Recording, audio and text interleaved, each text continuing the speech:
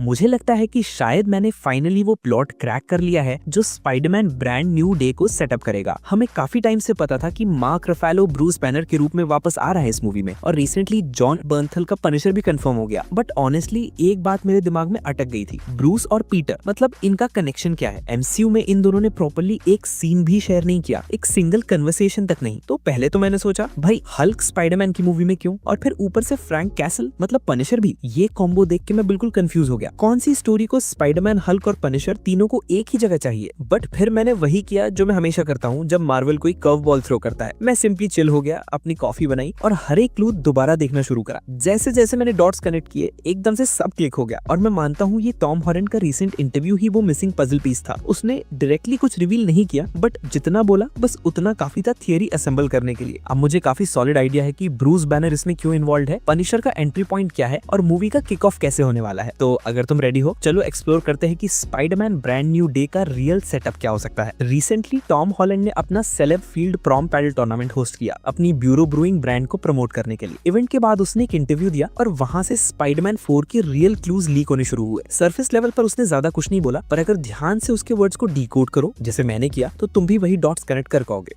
So it's going to feel like making Spider-Man 1 again. You know, it's been such a long time since I've done it. It's going to feel like a breath of fresh air.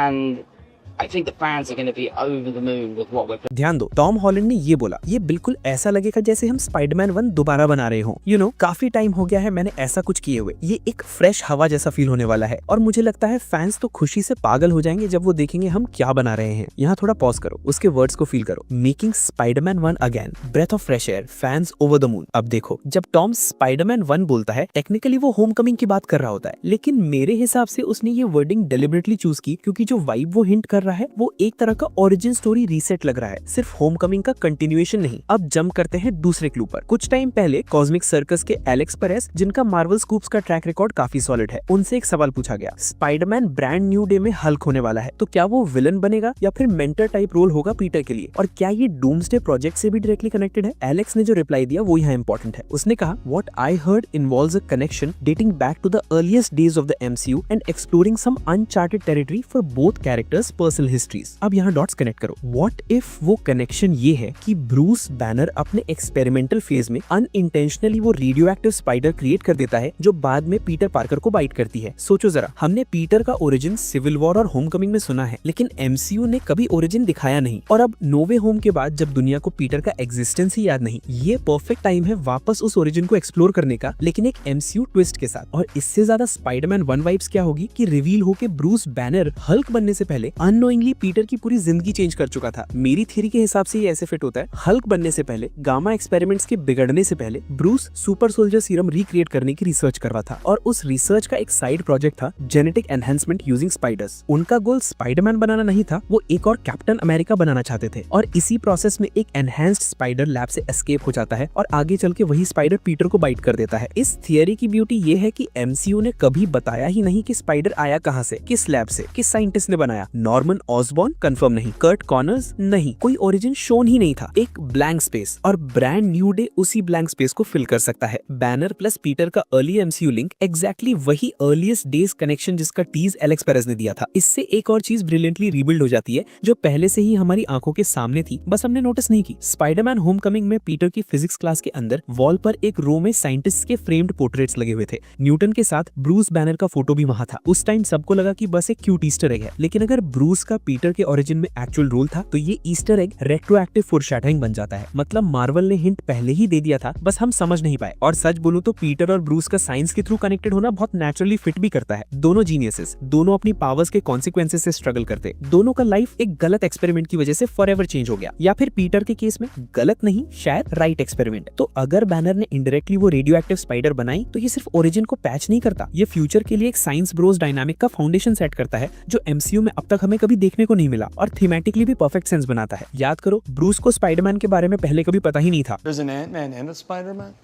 Does an Ant-Man and a Spider-Man? उसे shock लगा था कि Spiderman exist करता है। चलो timeline को simple बनाते हैं। 2015 में एज ऑफ अल्ट्रॉन के बाद ब्रूस ऑफ वर्ल्ड चला जाता है। 2016 में सिविल वॉर में Peter already 6 months powers use कर रहा होता है। I've had these powers for 6 months। Infinity war के टाइम ब्रूस वकांडा में होता है, पीटर स्पेस में, फिर स्नैप एंडगेम में वापस आता है और फिर भी दोनों का कोई सीन या बातचीत नहीं। स्क्रीन पर बस टोनी स्टार्क के फ्यूनरल के टाइम सेम फ्रेम में खड़े थे, बस डायलॉग जीरो। इसलिए अगर एमसीयू ये रिवील करे कि ब्रूस बैनर बहुत पहले ही पीटर की कहानी का हिस्सा बन चुका था, तो ये ट्विस्ट सिर्फ शॉकिंग नहीं, पूरी तरह ऑर्गेनिक फील होगा। ये वो टाइप का मेटकॉन है जिसमें पहले से एग्जिस्टिंग बैकग्राउंड डिटेल को डेप्थ दी जाती है और फिर हम बाद में सोचते हैं अरे ओह ये तो क्लू था, हमने देखा नहीं। तो अगर ब्रांड न्यू डे का थीम रियली फ्रेश स्टार्ट्स और सीक्रेट पास्ट है, तो ब्रूस बैनर का सीक्रेटली स्पाइडरमैन के ओरिजिन का हिडन आर्किटेक्ट होना मूवी को स्टार्ट करने का लिटरली परफेक्ट वे बन जाता है। लेकिन यहाँ पर एक और एंगल भी हो सकता है। ब्रूस बैनर शायद पीटर के नए स्कूल में प्रोफेसर या मेंटर की तरह अपीयर हो। नो वे होम के एंड में हम देखते हैं कि पीटर एक छोटे से न्यूयॉर्क अपार्टमेंट में शिफ्ट होता है और जीईडी के लिए पढ़ाई कर रहा होता है। तो ब्रांड न्यू डे में हम शायद उसे डिप्लोमा अर्न करते हुए देखें, फिर कॉलेज अप्लाई करता हुआ,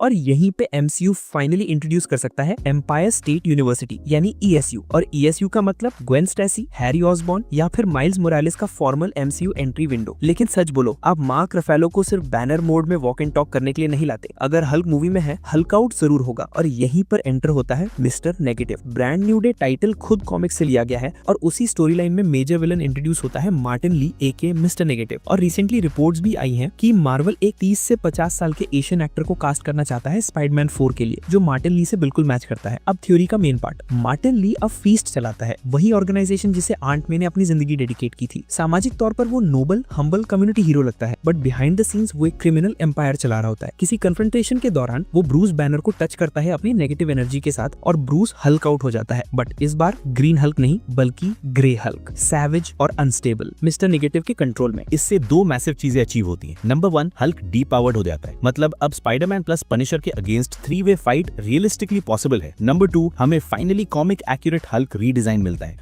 बस इमेजिन करो, mind controlled grey Hulk spidey को लिटरली ग्राउंड में स्लैम कर रहा है और लास्ट मोमेंट पर पनिशर आके उसको लिफ्ट करके बचाता है, बिल्कुल कॉमिक्स की तरह। पूरे थिएटर में chaos plus shock plus hype, और ये वो रॉ हल्क कार्नेज होगा जो एमसीयू से काफी टाइम से मिसिंग है। और सबसे बड़ी बात, ये सेटअप फ्यूचर को भी सीड करता है। Grey Hulk plus mind control बाद में अवेंजर्स डूम्सडे और सीक्रेट वॉर्स के लिए मॉन्स्टर वर्जन हल्क को रीइंट्रोड्यूस कर देता है। और अगर मार्वल ने स्मार्टली बिल्डअप कंटिन्यू किया, ये आगे चलकर वर्ल्ड वॉर हल्क के लिए भी फाउंडेशन बन सकता है। अब आते हैं फ्रैंक कैसल पर। पनिशर को हम लास्ट बार डेयरडेविल बॉर्न अगेन सीजन 1 के एंड में देखते हैं, जब वो लिटरली एक केज तोड़कर एस्केप करता है। वो अब ऑन द रन है और यही डायरेक्टली डिज्नी प्लस की एक स्पेशल प्रेजेंटेशन को लीड करेगा। मेरी थ्योरी, इस स्पेशल प्रेजेंटेशन की स्टोरी लाइन फ्रैंक के विल्सन फिस्क को हंट करने से स्टार्ट होगी, लेकिन रास्ते में वो एक और ज्यादा बड़ा डार्क ऑपरेशन पर टकरा जाता है। वो टपक पड़ता है एक गैंग के बीच में जिसका नाम है इनर डीमंस। अगर तुमने कॉमिक्स पढ़ी हो या स्पाइडरमैन PS4 गेम खेला हो, तुम जानते हो कि इनर डीमंस कौन है। ये लोग मिस्टर नेगेटिव की प्राइवेट आर्मी होते हैं, न्यूयॉर्क के अंडरवर्ल्ड का पूरा cancer, drug trafficking, protection rackets, illegal gambling और इवन ह्यूमन ट्रैफिकिंग तक। और फ्रैंक कैसल एक चीज बिल्कुल टॉलरेट नहीं करता, ये लेवल की ईविल। तो फ्रैंक कैसल शुरू होता है इन्हें सिस्टमैटिकली तोड़ने में, एक एक करके हर ऑपरेशन को डिसमेंटल करता है। और इस प्रोसेस में वो सबसे पहले ये डिस्कवर करता है कि इनर डीमंस का रियल बॉस मार्टिन ली है। लेकिन यहाँ पे ट्विस्ट ये है,